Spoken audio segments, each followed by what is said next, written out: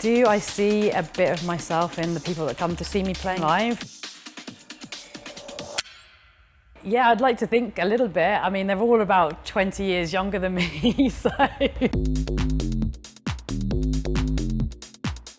Before, I didn't really have a queer community in the clubbing sense. So now it feels great to be part of a big, awesome family. I first got into dance music from actually a really young age. I always really liked the electronic music that was in the charts. I used to tape the charts as a kid, and it was probably around the late 80s when acid house was getting into the mainstream. Hundreds of young people are gathering for the latest craze, an acid house party in a disused warehouse. I'm originally from a town called Portsmouth on the south coast of England. I used to go to a night very regularly called Slinky, which was a big trance party, and I was a cyber kid, so I would wear fluorescent Cyberdog clothing, spiky rubber trainers, fluorescent face paint, that kind of thing. I first started getting into DJing in 2001 is when I first bought decks, but I would say probably the year prior to that was when I really thought that I would want to start DJing. I was going out clubbing to Slinky a lot, and I really loved trying to guess what the DJ was going to put on next and thinking to myself, if I was the DJ, what would I put on? And sometimes I got it right, which felt awesome. And what I started doing was buying vinyl and then hoping that I made friends with someone that had turntables. So I was like, right, make a pal that's got decks and get going from there.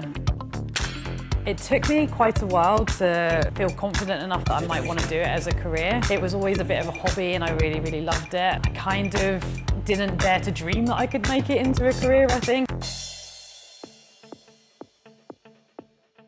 I moved to Glasgow in 2009 and I moved up here because my now wife is from here. The scene in Glasgow, I think it's pretty famously known that it's got an amazing dance music scene in the city. So when I moved up, you know, I was spoilt for choice. The thing was I was a newbie in town and I was trying to send mixes to nights that I'd researched and see what was going on. But because I was quite new, I think people were kind of, who is this person? And maybe come along to our night a few times to show a bit more support. So I didn't really get a lot of regular gigs for a long time in Glasgow. My gigs were very sporadic and nothing, like I said, nothing really regular. So I found it quite hard when I first moved here, to the point that I actually nearly gave up. I kind of resigned myself to the fact that it probably wasn't gonna happen for me. So yeah, I did nearly quit. The turning point for me would have been, I made friends with Bonsai Bonner.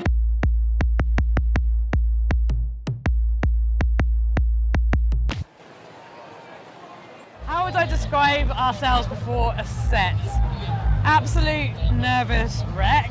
I'll let you answer your own one. No, you can answer it. Before a set, where's my earplugs? Just like kind of ragey, but like, you know, ready to go, but like angry. I was DJing at a first birthday party of a tattoo parlour in Glasgow. I really enjoyed the selection of tunes that she was playing.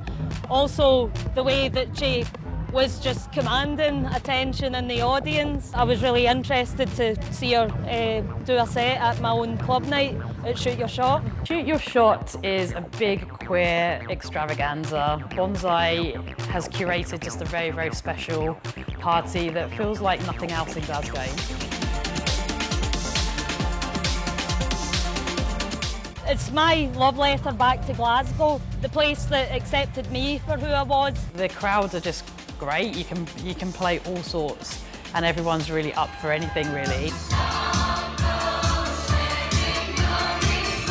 So it's a very diverse night musically, and it's obviously very diverse. It's a LGBTQ plus party, so it's got a diverse group of people that come along to it, a diverse group of residents that play at it regularly, and the guests are very diverse as well. The queer scene where I'm from wasn't that great. London had a much better queer scene, but I didn't really have queer pals to go with, so I didn't ever go to anything. It wasn't until I moved up to Glasgow that I really became part of a queer electronic music community. Quest was born by accident, actually. I had been asked to DJ at a Pride party, but I thought it might be fun to ask Bonsai if she wanted to join me for it. We played back to back all night and it was just amazing. And people just really kind of took to it and really loved it. So we started getting bookings from other parties as Quest, and it kind of snowballed from there, really. When you're going to gigs, it can be quite lonely when you're going to meet new people, new promoters, and it's good to have a wee buddy who's got your back, you know. Both of us have the same ethos, ideas for what we want to see and achieve in the environments we play in. I think it's really, really important to nurture and encourage new talent and to support them in any way you can. When you're going out clubbing and you become interested in DJing and you kind of go and support a night, and then hopefully you get that support in return. So I think that's something I'm really, really conscious of. Anyone that is interested in learning to DJ, I like giving lessons to beginner DJs to help them get a foot in. I want this scene to be more diverse, and I think it's really, really important that it is. It's important to set the vibe wherever you're playing. We're always both thinking about the environment that we're in. So today, for example, we're playing in a forest and it's daytime and there's going to be families here. So that means when there's kids, then there's parents who are into the classics. So lots of that kind of thing. If you're going to be playing 160 Gabber, I don't think that's appropriate for a 2 p.m. slot. It's like a meeting of musical minds, and we just vibe off each other. I know it's really cheesy to say, but it's true.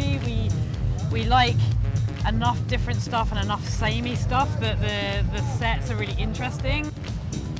I'd really, really, really love to get to the point where I can do music full time. Now that I have kind of got to a little bit more of the next level in production and DJing, it feels like it is actually kind of on the cusp of being a possibility. When people listen to my music or see me playing live, I want them to feel elated, I want them to feel joy, I want them to feel euphoric and happy. I think my favourite things about playing live are just the connection you have with the crowds. Seeing people having a really, really good time because of music that you're playing and just being able to bring a bit of happiness to their evening is really, really special, and I really love that.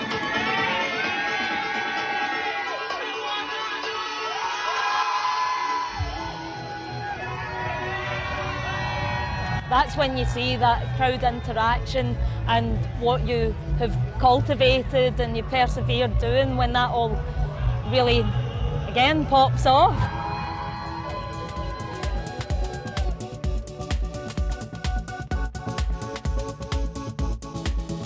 It's a safe place for people to express themselves and to feel joy and feel comfortable and just enjoy themselves.